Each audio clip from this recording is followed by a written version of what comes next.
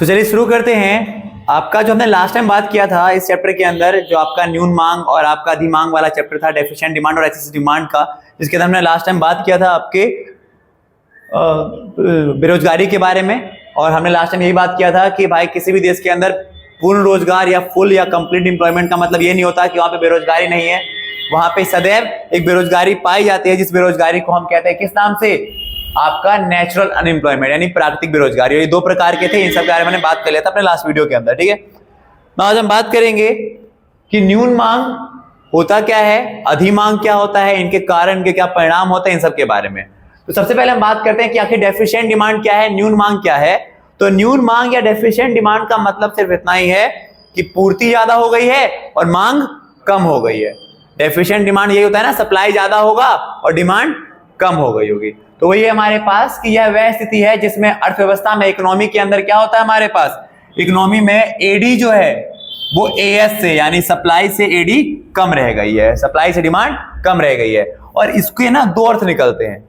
पहला अर्थ तो ये निकलता है कि भाई संसाधनों का पूरा उपयोग नहीं किया गया है। फॉर एग्जाम्पल, वही वाला एग्जाम्पल जो मैंने स्टार्टिंग बताया था आप लोगों को कि अगर पूरा इस्तेमाल करते तो $10 बिलियन होता है, बट अगर हम संसाधनों का पूरा उपयोग नहीं करते तो कितना होता है हमारे पास, यानी संसाधनों का पूरा उपयोग नहीं हो पा रहा है। देन वही हमारे पास दूसरा जो था वो ये है हमारे पास, क्योंकि एएस जो है ना वो क्या है, कंप्लीटली इलास्टिक है, पूर्णतः बेलोचदार है। और क्योंकि एएस बेलोचदार है तो वो डिमांड कितने पे हुआ, 8 पे, तो सप्लायर ने अपना सप्लाई भी क्या करता है, कम करने को रेडी हो जाता है, ठीक है। समझ चीज। तो ये दो कारण निकल कर आते हैं हमारे पास डेफिशिएट ऑफ डिमांड के। पहला कारण क्या है कि संसाधनों का पूरा इस्तेमाल नहीं किया है इसलिए मांग कम रह गई है, ठीक है। और दूसरा ये भी होता है हमारे पास कि न्यून मांग ये भी दर्शाता है कि सप्लाई जो है हमारे पास, जो पूर्ति है वो लोचदार है और सप्लायर अपने आप को एडजस्ट कर देगा जहां पर डिमांड है। समझ चीज। तो ये दो कारण निकल कर आते हैं आपके न्यून मांग के। और वैसे डेफिनेशन यही होती है कि न्यून मांग का मतलब या डेफिशिएंट डिमांड का मतलब ये है कि एक अर्थव्यवस्था की, इकोनॉमी की वह सिचुएशन जहां पर सप्लाई जो है वो डिमांड से कम रह जाती है, ठीक है। इसकी ग्राफ की अगर हम बात करें तो देखो इसका ग्राफ कुछ इस प्रकार से होता है हमारे पास कि ये जो कर्व है हमारे पास 45 डिग्री का, ये तो होता है एएस। और मैंने अपने क्लासेस में बता रखा है आपको कि आखिर ये जो एएस है वो 45 का क्यों होता है। तो ये हो गया एएस। और ये वाला जो ग्राफ है ये कौन सा है आपका, ये जो लाइन है ये आपका एडी का लाइन है, ठीक है। ये एएस का लाइन है और ये एडी का लाइन है। और यहां पर जो कट कर रहा है ना, तो ये वो सिचुएशन है, ये वाली सिचुएशन जो है ये वो सिचुएशन है जब हमने संसाधनों का पूरा उपयोग किया होगा। यानी कि जब इस संसाधनों का पूरा इस्तेमाल किया जाता तो हम इस जगह पर होने चाहिए थे। बट क्योंकि संसाधनों का पूरा इस्तेमाल नहीं किया गया है और हमारी डिमांड जो है वो कम हो गई है, कहां पर आ गई है, इस जगह पर। तो यानी ये वाला जो सिचुएशन है ना, ये दिखा रहा है कौन सा, यानी जो अंतर आया इसी को हम कहते हैं डेफिशिएंट डिमांड या फिर डिफ्लेशनरी गैप, अपस्फीतिक अंतराल। समझ चीज। इस ग्राफ के अंदर तो अगर आपसे क्वेश्चन पूछेगा ना कि न्यून मांग को समझाइए, डेफिशिएंट डिमांड को एक्सप्लेन कीजिए, तो आप डेफिशिएंट डिमांड की परिभाषा लिखते हो, देन आप बताते हो इस ग्राफ के अंदर कि भाई देखो ये ग्राफ है, ये है आपका एएस, ये है आपका एडी। अगर अर्थव्यवस्था संतुलन में होती कब, जब संसाधनों का पूरा इस्तेमाल किया था, तो हम यहां होने चाहिए थे। बट क्योंकि अभी हमने संसाधनों का पूरा इस्तेमाल किया नहीं है या हमारी डिमांड जो है वो कम रह गई है, तो अभी हम कहां पर, अभी हम इस जगह पर हैं, ठीक है। और यहां से और यहां के बीच में जो गैप आया है, इस गैप को हम कहते हैं डिफ्लेशनरी गैप, अपस्फीतिक अंतराल, ठीक है, या न्यून मांग कहते हैं। समझ आया चीज भाई। हाँ, तो आपको ये ग्राफ आपको ऐसे शो करना होता है, ठीक है। नाउ आगे अगर हम बात करें, अच्छा एक और चीज है इसका मतलब, देखो ये वो सिचुएशन है जिस जगह पर क्या हो रहा है हमारे पास, ये वो सिचुएशन होती है जहां पर हम इसे कह सकते हैं कि पोटेंशियल, जहां पर यानी कि पोटेंशियल डिमांड था हमारे पास, ये होती है संभावित मांग। पोटेंशियल डिमांड मतलब संभावित मांग कि भाई इतना होना चाहिए था, बट ये जो है ये है आपका प्लान्ड कि आखिर इतना ही हुआ, ये है नियोजित, ठीक है। तो वो जो है वो है पोटेंशियल, इतनी संभावना थी, बट क्योंकि डिमांड उतनी हुई नहीं है तो जो उत्पादक थे, जो सप्लायर थे, उन्होंने कहां का प्लान कर लिया, यहां तक का प्लान कर लिया, ठीक है। तो इस तरह से आपको एक ग्राफ भी बना करके शो करना पड़ता है। तो अगर हम बात करें तो न्यून मांग के पीछे कारण क्या है, डेफिशिएट ऑफ डिमांड के पीछे रीजन क्या क्या है इसके पीछे। तो देखो डेफिशिएट डिमांड के कारण को समझने के लिए मैंने आपको बताया कि सबसे पहले आपको ये समझना पड़ता है कि आखिर एडी एग्रीगेट डिमांड है क्या। तो इसकी बात हम पहले भी कर चुके हैं कि एडी का मतलब होता है क्या, कि किसी भी अर्थव्यवस्था के अंदर, किसी भी इकोनॉमी में वहां के नागरिकों के द्वारा किए जा रहे डिमांड का टोटल सम, और वो नागरिक कहीं से भी हो सकते हैं, वो फैमिली से भी हो सकते हैं, परिवार क्षेत्र से भी हो सकते हैं, वो नागरिक आपके इंडस्ट्री सेक्टर से भी हो सकते हैं, उद्योग क्षेत्र से भी हो सकते हैं, वो इंटरनेशनल मार्केट के भी हो सकते हैं, अंतरराष्ट्रीय बाजार के भी हो सकते हैं, ठीक है। तो यानी कि इन सबसे अगर हम देखें तो एडी यानी समग्र मांग का मतलब क्या है, सी प्लस आई प्लस जी प्लस में एक्स माइनस एम, यानी कंज्यूमर जो डिमांड करता है, कंजम्पशन एक्सपेंडिचर, उपभोग व्यय, जो इंडस्ट्री वाले लोग करते हैं, फैक्ट्री वाले लोग करते हैं, इन्वेस्टमेंट का एक्सपेंस, इसकी डिमांड, कुछ लोग जो होते हैं वो सरकारी चीजों की मांग करते हैं तो गवर्नमेंट एक्सपेंडिचर, और प्लस में इंटरनेशनल मार्केट के अंदर, अंतरराष्ट्रीय बाजार में हम बाहरी चीजों का भी तो डिमांड करते हैं, तो ये होता है हमारा x माइनस एम, और x माइनस एम को हम कहते हैं नेट एक्सपोर्ट, शुद्ध निर्यात, जिसमें x हमारा दिखाता है एक्सपोर्ट को यानी कि निर्यात को, और m हमारा शो करता है इंपोर्ट को यानी कि आयात को। समझ भाई? तो यानी कि अगर हम देख सकते हैं कि एडी तब बढ़ेगा जब ये सारे चीज बढ़ेंगे, सिवाय किसके, m के, मतलब एडी तब बढ़ता है जब ये सब बढ़े। समझ चीज, सी बढ़ेगा एडी बढ़ जाएगा, आई बढ़ेगा एडी बढ़ जाएगा, जी बढ़ेगा तो मांग बढ़ जाएगी, क्योंकि गवर्नमेंट ने एक्सपेंड किया, गवर्नमेंट ने स्कूल खोले, लोगों ने स्कूल की डिमांड कर दी तो डिमांड बढ़ गई। वही निर्यात बढ़ता है और आयात कम होता है। निर्यात बढ़ना कि इंटरनेशनल मार्केट में हमारी एक्सपोर्ट कर रहे हैं, इंटरनेशनल मार्केट में हमारी चीजों की डिमांड बढ़ रही है, ठीक है भाई। तो जब भी एडी बढ़ेगा मतलब ये सब बढ़ रहा होगा, ठीक है।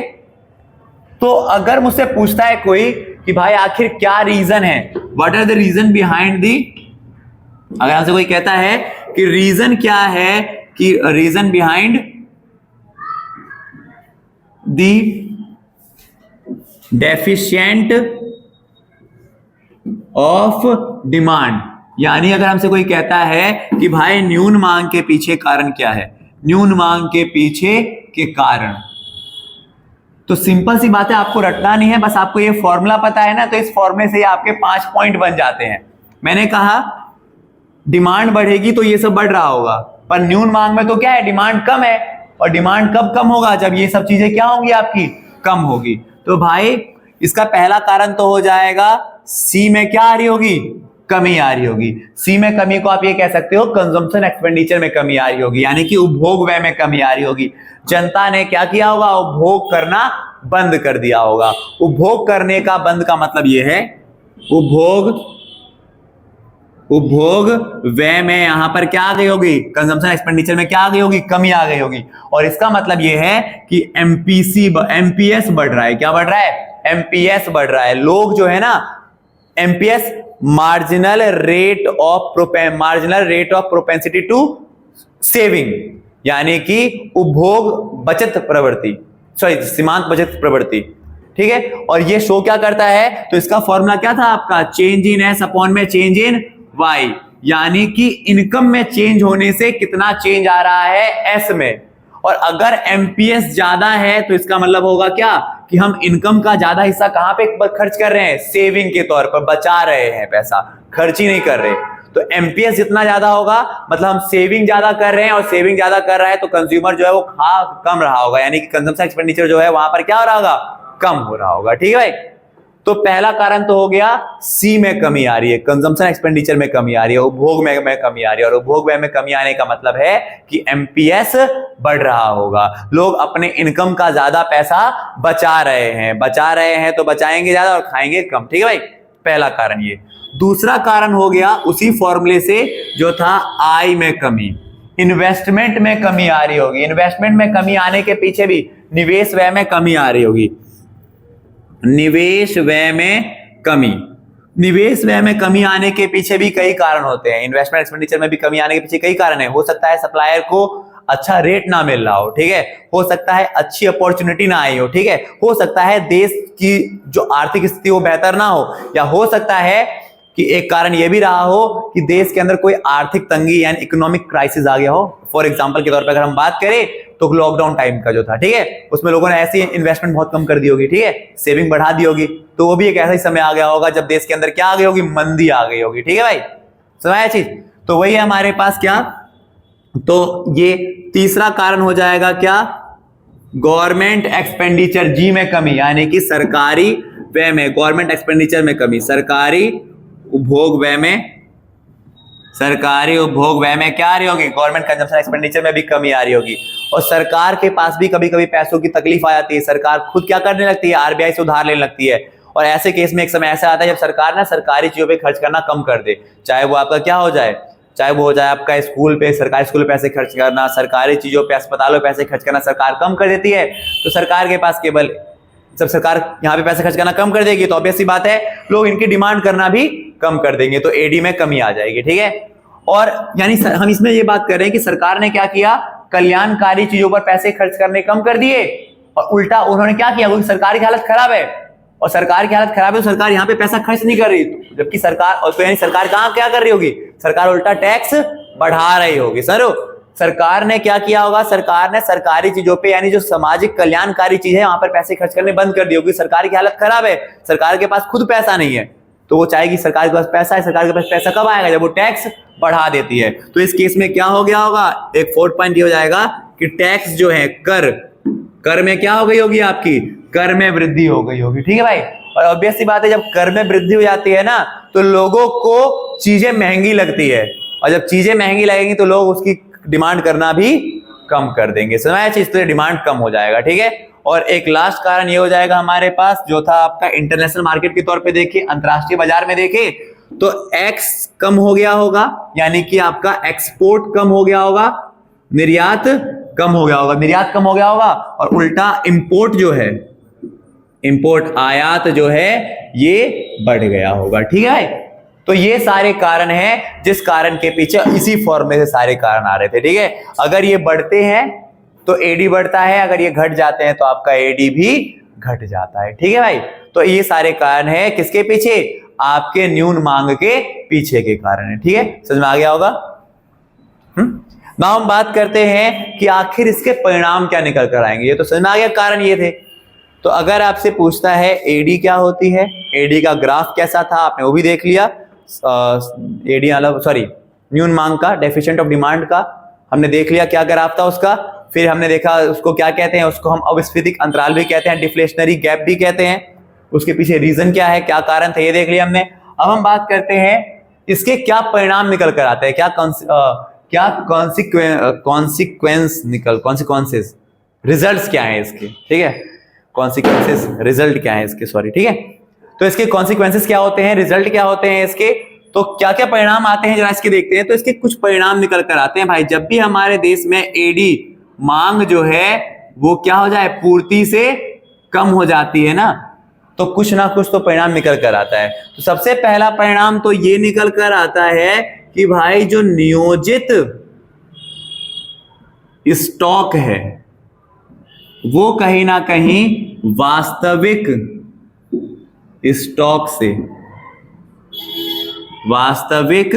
स्टॉक से कम है, यानी कि जो प्लान्ड स्टॉक है हमारा वो पोटेंशियल स्टॉक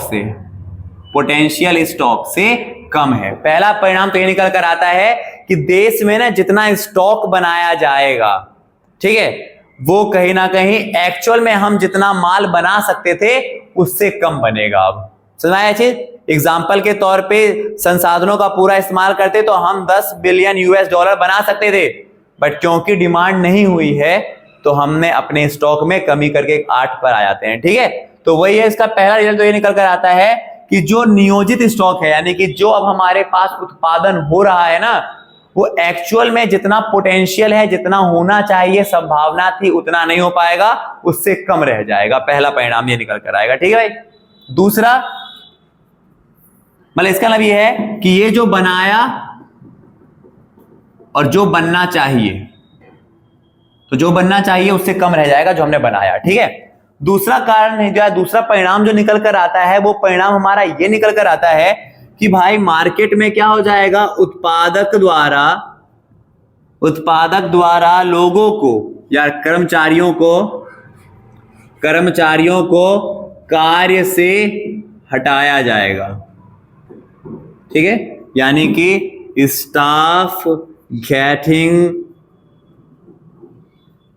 ले आउट ऑफ देयर जॉब्स, जो आपके एम्प्लॉयज हैं उनको उनके जॉब से ले आउट कर दिया जाएगा, हटा दिया जाएगा। और इसके पीछे कारण ये है क्योंकि सप्लायर के पास सप्लाई नहीं हो रही है, सॉरी डिमांड नहीं हो रही है। जब डिमांड ही नहीं होगी तो उसे कोई प्रॉफिट है नहीं, स्टॉक पड़ा रह गया मार्केट के अंदर, डिमांड हो नहीं रही है। ऐसी केस में ऑब्वियस सी बात है वो अपने कर्मचारियों को कहेगा कि भैया हमें आवश्यकता नहीं होगी, हमारे पास पैसे नहीं आपको देने के लिए, तो इनको जॉब से निकाल दिया जाएगा। तीसरा परिणाम जो निकल कर आता है वो ये निकल कर आएगा, क्योंकि मार्केट के अंदर क्या हो गई है, मांग कम है, सप्लाई ज्यादा मांग कम। ऐसी स्थिति में सप्लायर के पास स्टॉक बचा रह गया, और सप्लायर के पास स्टॉक अगर बचा रह गया तो उसे बेचने के लिए वो क्या करेगा, कीमतों को कम कर देगा, और कीमतों को कम करने का परिणाम यह होगा कि उसे नुकसान सहना पड़ेगा। तो तीसरा परिणाम निकल कर आएगा कि कीमतों में कमी की जाएगी, कीमतों में कमी आएगी, ठीक है, क्योंकि स्टॉक की तुलना में मांग नहीं की जा रही। तो क्या आ जाएगा हमारे पास, fall in prices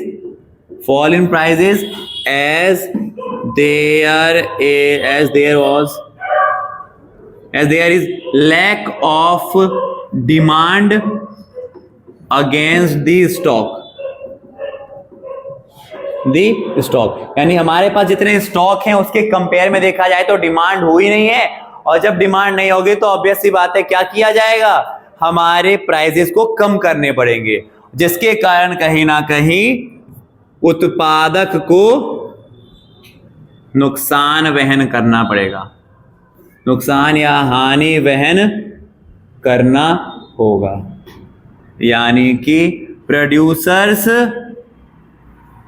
forces to be lost, ठीक है, नुकसान सहना पड़ेगा। और इन सब का परिणाम निकल कर यह आएगा कि अर्थव्यवस्था में क्या आ जाएगी, मंदी आ जाएगी, ठीक है, क्योंकि इन्वेस्टमेंट हो नहीं रही है, लोगों को निकाल दिया जाएगा, ठीक है, वो जो फ्लो ऑफ कैश होना चाहिए था, वो जो मार्केट में आय का प्रवाह होना चाहिए था वो भी नहीं हो पाएगा, रुक गया वो। ऐसे में एक जो पांचवा पॉइंट निकल कर आता है वो ये होता है कि अर्थव्यवस्था में क्या आ जाएगी, अर्थव्यवस्था में मंदी आ जाएगी, यानी कि डिप्रेशन, या हम ये कहें डिफ्लेशन इन मार्केट आ जाएगा, ठीक है, ये होता है हमारे पास रिजल्ट। तो ये सारे इसके 5 परिणाम आप देख सकते हो, ठीक है।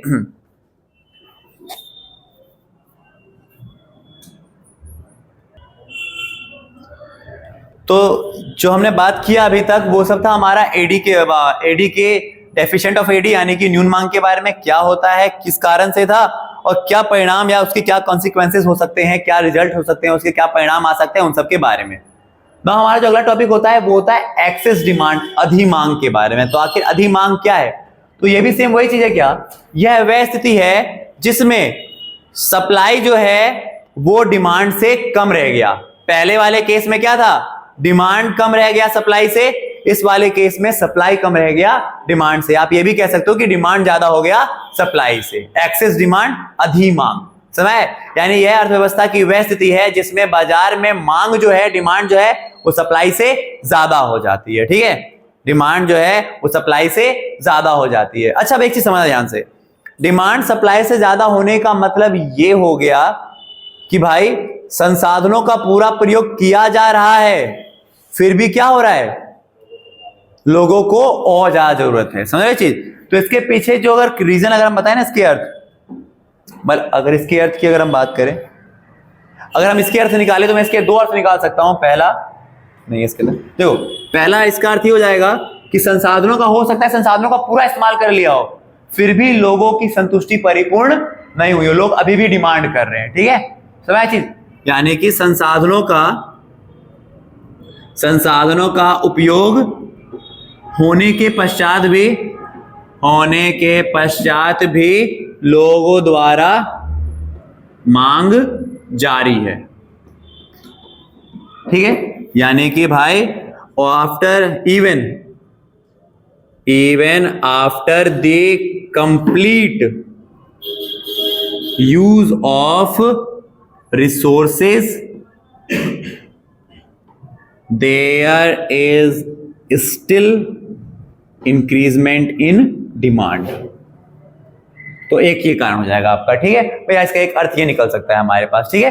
तो मतलब अधिमांग, एक्सेस डिमांड का मतलब है कि मार्केट में डिमांड जो है वो सप्लाई से ज्यादा है, और डिमांड सप्लाई ज्यादा का होने का ये हो सकता है कि हमने संसाधनों का तो पूरा इस्तेमाल कर लिया पर फिर भी लोगों की संतुष्टि हुई नहीं है, वो अभी भी डिमांड ज्यादा कर रहे हैं, ठीक है। तो एक अर्थ ये आपका निकल सकता है, या फिर एक और अर्थ हम ये निकाल सकते हैं कि मार्केट के अंदर ना काला बाजारी ज्यादा हो रही होगी, कि स्टॉक तो बन लिया गया, स्टॉक बना दिया गया है, बट उसे हमने अपने घरों में गोदाम में पैक कर लिया। सही चीज, स्टॉक पूरा हुआ है, लोगों ने घर में अपने पास माल रख लिया, गोदाम में माल रख लिया, मार्केट में बाहर निकाला नहीं, मांग फिर भी ज्यादा हो रही है। क्योंकि हम मांग देखते हैं ना, मांग आमतौर पर तभी बढ़ती है जब चीजों की शॉर्टेज हो जाती है ना, मुझे लगता है मांग ज्यादा हो गई है। तो दो कारण निकल कर सकते हैं, हो सकता है काला बाजारी हो, ब्लैक मार्केटिंग हो गई हो, ठीक है। तो ये दो अर्थ भी आप निकाल सकते हो। बट जनरली आपसे पूछा जाए कि क्या होती है एक्सेस डिमांड, अधिमांग क्या है, तो हम कहेंगे अधिमांग से हमारा अभिप्राय अर्थव्यवस्था की एक ऐसी स्थिति है जिसमें मार्केट के अंदर, बाजार में, अर्थव्यवस्था में डिमांड जो है वो सप्लाई से ज्यादा हो जाती है। इसके आप दो अर्थ ये सोच सकते हो। पहला अर्थ तो यह है कि रिसोर्सेज का पूरा इस्तेमाल किया गया है, फिर भी हम उपभोक्ताओं की इच्छाओं का पूरा नहीं कर पा रहे। देन दूसरा ये हो सकता है कि मार्केट के अंदर संसाधन का पूरा इस्तेमाल किया गया हो, बट लोगों ने, मीडिएटर्स ने काला बाजारी करना शुरू कर दिया हो, जिसके कारण मार्केट में सप्लाई की शॉर्टेज हो गई है, ठीक है। तो ये कारण निकल सकते हैं। इसके ग्राफ की अगर हम बात करें तो ग्राफ ना दोनों का बहुत इंपॉर्टेंट समझ ध्यान से। तो इसका ग्राफ वही है, देखो, जब हम संसाधनों का पूरा इस्तेमाल कर लेते हैं, संसाधनों का पूरा इस्तेमाल करते हैं ना, एग्जांपल के तौर पे वो 10 मिलियन यूएस डॉलर वाला संसाधनों का पूरा इस्तेमाल कर लिया, तो हम यहां पर हैं, पर फिर भी हमारी जो डिमांड है वो अभी भी बढ़ रही है, वो डिमांड यहां तक आ गई है, ठीक है। समझ आया चीज। तो ये जो गैप आया है, ये गैप, इसको हम कहते हैं आपका इन्फ्लेशनरी गैप। उसको कहते थे डिफ्लेशनरी गैप, अब स्फीतिक अंतराल, मंदी काल का गैप, और ये होता है हमारा इन्फ्लेशनरी गैप, यानी कि स्फीतिक अंतराल, यानी तेजी वाला गैप, महंगाई वाला गैप। महंगाई का दौर आ गया, वहां था सस्ती का डिफ्लेशन, और यह इन्फ्लेशन की गैप, ठीक समझ आया जी भाई। तो यह है एक्चुअल में हमें संसाधनों का पूरा इस्तेमाल करके हमें होना यहां चाहिए, बट हमारा डिमांड वहां तक जा रहा है, ठीक है। मैंने बताया रीजन कई सारे हैं हमारे पास, संसाधनों का इस्तेमाल करने के पश्चात भी इच्छाएं असंतुष्ट रह गई है उनकी, ठीक है। और दूसरा कारण जो मैंने बताया वो ये था, हमने पूरा सप्लाई किया, जितना डिमांड हो सकता था हमने सप्लाई किया, बट मार्केट तक, बाजार तक वो सामान पहुंच नहीं रहा, सो ब्लैक मार्केटिंग हो रही है, ठीक है। तो ये कारण हो सकता है, समझ आया। अब इसके पीछे के कारण क्या है, तो सेम वही है। देखो मैंने आपको बताया था ना कि एडी बढ़ता है, कब कब बढ़ सकता है, जब वो सब बढ़ रहा हो। तो बस तो इसमें उल्टा कर दो उस वाले का। तो इसके पीछे कारण क्या है, पहला कारण तो है हमारे पास कि सी बढ़ रहा हो, कंजम्पशन एक्सपेंडिचर, कंजम्पशन एक्सपेंडिचर जो है वो क्या हो रहा होगा आपका, यानी उपभोग व्यय बढ़ रहा होगा। फॉर्मूले को याद रखो, बस काम खत्म। कंजम्पशन बढ़ेगा, एडी बढ़ेगा, और ये बढ़ क्यों रहा होगा, तो उस वाले हमने कहा था एमपीएस क्या है, बढ़ रहा है। इस वाले में एमपीएस कम हो रहा होगा, यानी लोग पैसा ज्यादा बचा नहीं रहे, बल्कि लोग पैसा ज्यादा खर्च कर रहे हैं, ठीक है। तो यानी कि भाई मार्केट में क्या हो रहा होगा, एमपीएस की अगर हम बात कर रहे हैं, यानी चेंज इन एस अपॉन में चेंज इन वाई की अगर हम बात कर रहे हैं, तो लोग सेविंग कम कर रहे होंगे। जितना तेजी इनकम बढ़ रहा है ना, उतना तेज हमारा सेविंग बढ़ नहीं रहा, बल्कि लोग सेविंग कम कर रहे हैं और पैसा ज्यादा उपभोग कर रहे हैं, ठीक है। सही चीज। दूसरा कारण जो आपका हो सकता है वो ये था कि इन्वेस्टमेंट एक्सपेंडिचर, इन्वेस्टमेंट एक्सपेंडिचर यानी कि निवेश व्यय भी बढ़ रहा होगा, और निवेश व्यय बढ़ने के पीछे ये कारण होता है कि अच्छा मार्केट अपॉर्चुनिटी, और जैसा कि मैंने भी आपको बताया कि मार्केट के अंदर इन्फ्लेशनरी गैप आ गया है, तेजी आ गई है मार्केट के अंदर, तो कहीं ना कहीं एक अच्छा अपॉर्चुनिटी मिलता है लोगों को इन्वेस्ट करने का, तो लोग ऑब्वियस सी बात है इन्वेस्ट कर रहे हैं, डिमांड तो कर रहे हैं, ठीक है भाई। तीसरा कारण निकल कर आता है कि वहां पर हमने देखा था कि सरकारी उपभोग व्यय में कमी आई थी। हो सकता है सरकार के पास पैसे ना हो, बट यहां पर क्या होता है, सरकार जो है इस स्थिति में हमें ऐसा लगता है कि सरकार ने कहीं ना कहीं जन कल्याण नीति पर पैसे ज्यादा खर्च कर दिए, तो लोग सरकारी चीजों की डिमांड ज्यादा कर रहे हैं, ठीक है। हो सकता है इसके कारण ये रहा हो सरकार की कुछ पॉलिसी, या फिर एक कारण ये भी हो सकता है कि निजी संपत्तियों द्वारा, प्राइवेट ओनर्स के द्वारा कहीं ना कहीं गलत इस्तेमाल किया जा रहा है अपनी शक्तियों का, इसके कारण से ऐसा हो सकता है। ठीक है भाई, तो यानी तीसरा कारण ये है कि गवर्नमेंट एक्सपेंडिचर में, यानी कि गवर्नमेंट कंजम्पशन एक्सपेंडिचर में भी, यानी कि सरकारी उपभोग व्यय में भी क्या हो रहा होगा, आपका वृद्धि हो रहा होगा। इसके पीछे कई कारण हो सकते हैं कि सरकार को सामाजिक या चुनावी दौर, या सरकार को सरकारी नीतियों में पैसा खर्च करने के लिए कहीं ना कहीं कई चीजें प्रेरित कर रही होंगी। ठीक है, तो लोग इसकी डिमांड ज्यादा करते होंगे। ये हो गया हमारे पास। और देन एक और कारण होता है हमारे पास, फोर्थ, वो था वहां पर टैक्स बढ़ा दिया जाता है, यहां पर टैक्स कम कर दिया जाता है। और जब टैक्स में कमी आती है, करों में कमी आती है, तो चीजें सस्ती पड़ती हैं, और जब चीजें सस्ती हो जाती हैं तो ऑब्वियस सी बात है डिमांड तो बढ़ेगा ही बढ़ेगा। ठीक है भाई, हाँ। और एक होता है हमारे पास, फिफ्थ था हमारे पास, वहां पर था एक्स में क्या हो रहा था, कमी, यहां पर निर्यात बढ़ रहा होगा। मार्केट में, इंटरनेशनल मार्केट के अंदर जो निर्यात है हमारा, इंटरनेशनल मार्केट के अंदर जो एक्सपोर्ट है हमारा, वो क्या हो रहा होगा, वो बढ़ रहा होगा। और दूसरा चीज क्या था हमारे पास, एम घट रहा होगा, यानी कि जो आयात है, इंपोर्ट है आपका, वो हमने कम कर दिया होगा। तो ये सारे हमारे पास कुछ कारण हैं। सेम वही है, उसका उल्टा कर दो, फॉर्मूला याद रखो, बन गया आपका क्वेश्चन। ठीक है, देन हमारे पास जो अगला होता है टॉपिक, उसकी बात करते हैं।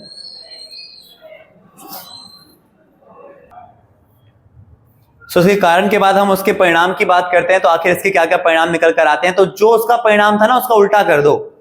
जैसे कि हमने इसके अंदर जो परिणाम की बात की थी, इस वाले में इसका क्या परिणाम था कि नियोजित स्टॉक जो है वो वास्तविक स्टॉक से कम है, यानी कि जो हमने प्लान किया था और जो पोटेंशियल है वो कम है, मतलब पोटेंशियल वाला ज्यादा है, संभावना ज्यादा थी पर हुआ कम। बट इसमें उल्टा हो जाएगा, पोटेंशियल स्टॉक जो है हमारा वो ज्यादा है, संभावना अब ज्यादा की हो रही है। ठीक है, और जितना प्लान किया वो भी कम पड़ गया हमारे लिए। ठीक है, यानी तो पहला कारण जो आपका निकल कर आता है इसके अंदर, पहला परिणाम वो यही आएगा कि भाई मार्केट के अंदर क्या हुआ कि जो नियोजित स्टॉक है, नियोजित स्टॉक, अब ये जो है हमारे पास, ये क्या हो गया, ये आपका पहले वाले किस में था, सही है ना। नियोजित स्टॉक जो है वो आपका ज्यादा हो गया किससे, संभावित स्टॉक से। यानी जो हमने संभावना लगाया कि भाई 10 तक जाएगा, उससे भी कहीं ना कहीं पार हो गया। यानी अब हमें जो प्लान करना पड़ेगा वो यहां तक का करना पड़ेगा, क्योंकि डिमांड सेटिस्फाई हो नहीं पाई है। ठीक है भाई, यानी हम ये कह सकते हैं कि जो हमारा प्लान स्टॉक है ये इंक्रीज हो गया है पोटेंशियल स्टॉक से। यानी अब जो बनाया ना, जो बनना चाहिए उससे ज्यादा अब हो गया है कि जो हम बनाएंगे। ठीक है, सुना है जी भाई। पहला कारण तो ये निकल कर आया, परिणाम सॉरी। दूसरा परिणाम ये निकल कर आता है क्या कि जैसा कि उसके अंदर हमने देखा था कि कर्मचारी जो हैं वो उनको हटा दिया जाएगा नौकरी से, बट अब यहाँ पे कर्मचारियों को कहीं ना कहीं कंपनी में और लेकर आया जाएगा, क्योंकि भाई शॉर्टेज ऑफ सप्लाई हो गई है, डिमांड ज्यादा हो रही है और ज्यादा प्रोडक्शन करना है हमें। ठीक है, तो और ज्यादा उत्पादन करेंगे तो और ज्यादा हमें रिसोर्सेज, कहीं ना कहीं और ज्यादा हमें मानव संसाधन की आवश्यकता पड़ेगी। तो कहीं ना कहीं क्या किया जाएगा हमारे पास, मोर वर्कर्स को क्या किया जाएगा, मोर वर्कर्स प्रोवाइड, मोर एम्प्लॉयज अप्लाइड और ऑफर्ड फॉर दी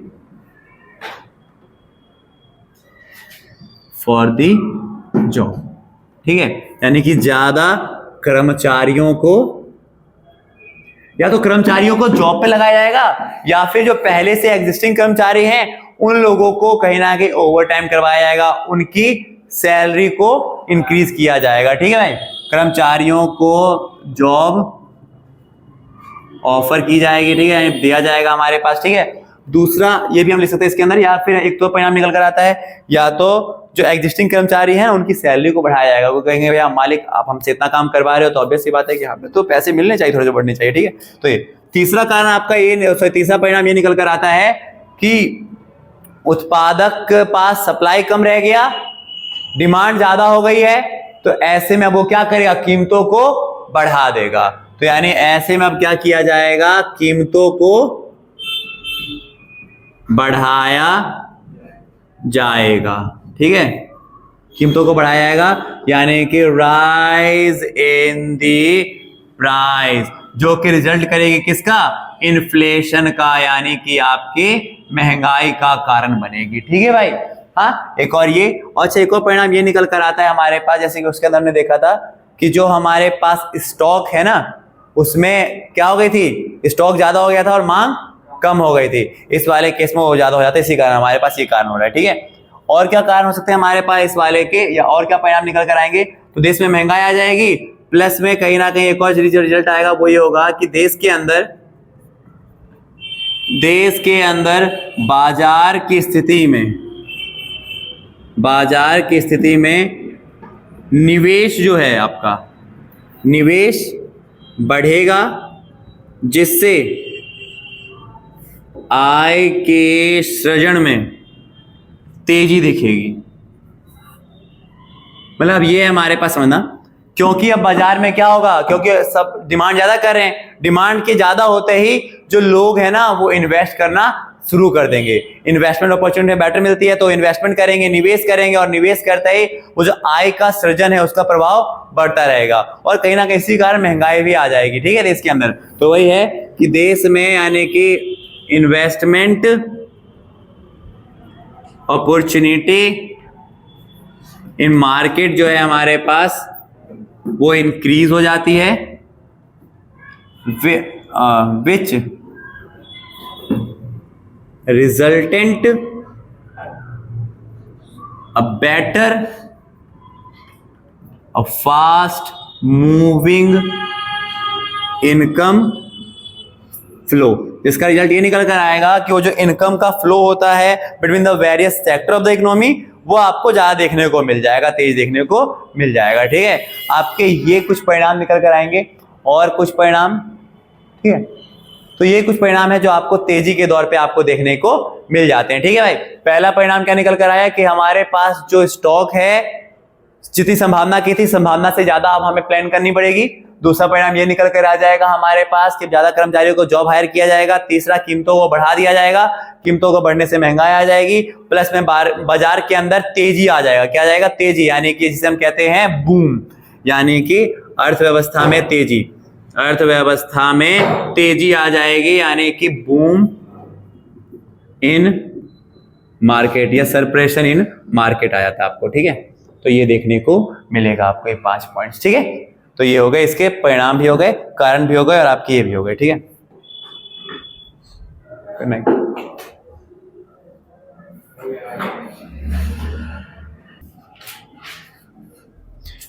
इस वीडियो के अंदर हमने जो बात किया वो हमने बात किया एक्सेस डिमांड के बारे में और डेफिसिट डिमांड के बारे में, न्यून मांग अधिमांग के बारे में, दोनों के कारण पढ़ लिए, दोनों के क्या परिणाम आते हैं वो बात किया हमने, दोनों के ग्राफ के बारे में बात किया।